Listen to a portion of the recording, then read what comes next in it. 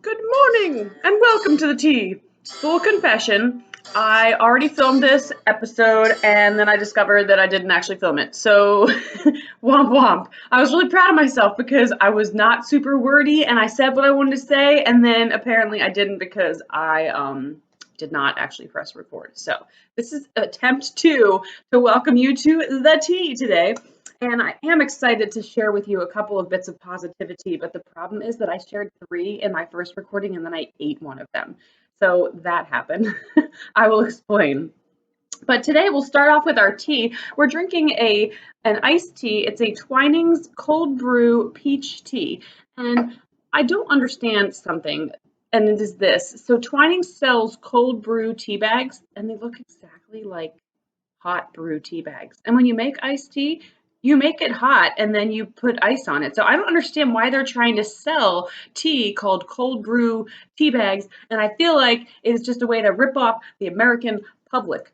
But anyway, I will stop my ranting and I will say that this tea is really good. So it's a Twinings black tea with peach, and it is it's refreshing. It's not overly peachy, but it's just enough to give you that little taste, a little flavor of something unique. So it's a good one.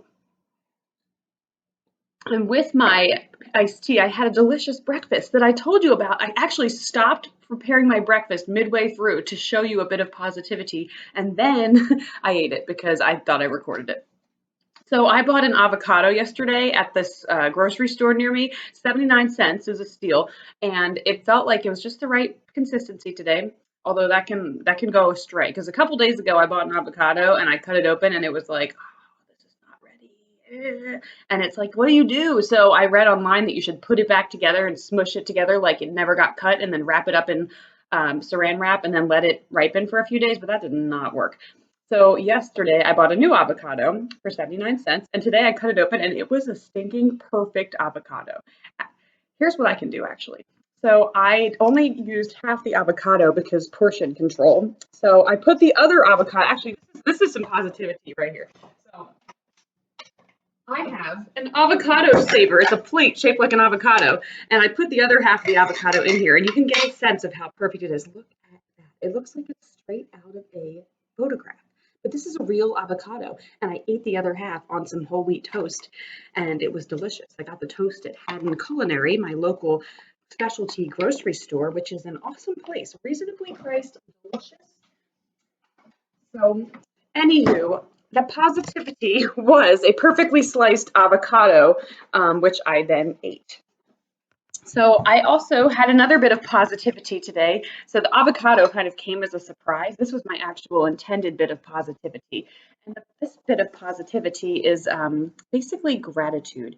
So there's lots of studies and research that talks about the value of having gratitude as a practice in your daily life. And I wanted to share with you how I do that. So right here in my hand, I have three gratitude journals that have been kept over my life. You can see this one's kind of falling apart. It's been around for a while. I have more of them and I keep them at school because sometimes I talk to my students about gratitude and I want to show them the actual evidence that I practice this each day. So some of my gratitude journals are at school. But what I've been doing is for the last, I would say, maybe 16 or 17 years of my life, so basically half my life, I've been keeping a gratitude journal every single day. And what I do is just before I go to bed, I put the date at the top and whatever day it is, and then I write down things I'm grateful for. And it's important that you write down specific things and not just things like food, family, health. Try and be specific. So for example, this is a random page. This is January 3rd, 2014, so quite a while ago. And these are the things I was grateful for on that day. The first thing was a snow day, so I guess it was a snow day, which is pretty amazing, and I am grateful for those. And then I have a great reading pick by Khaled Hosseini. And I do love him. He's a great author. So I guess I was reading maybe The Kite Runner or A Thousand Splendid Suns, but it's been a while since I've read that. And I am thankful that I read it. So what a cool thing to remember. The refreshing experience of shoveling snow. Truth. Let's see, the sweet woman, Mrs. Moses, whose walk we shoveled today on Baird. I don't even remember shoveling a woman's walk named Mrs. Moses. And I'm sure this is true because I don't lie. So I love that I can go back in years and see what I was grateful for that I've kind of forgotten. I wrote down Andrew, my brother, I am thankful for him. He's the best. And so for some reason on this day, I was especially thankful for Andrew. Scrabble games with my family. That's probably part of the reason I was thankful for Andrew. Andrew's a Scrabble beast. God's love and persistence in opening his way before me. That's pretty cool. I am thankful for that. So this is just a random January day in 2014 that I can go back and I can see what I was grateful for. And my goodness gracious, there's so much to be thankful for. And sometimes I forget. And sometimes it's cool to just go back and be reminded of all the blessings we've seen in our lives.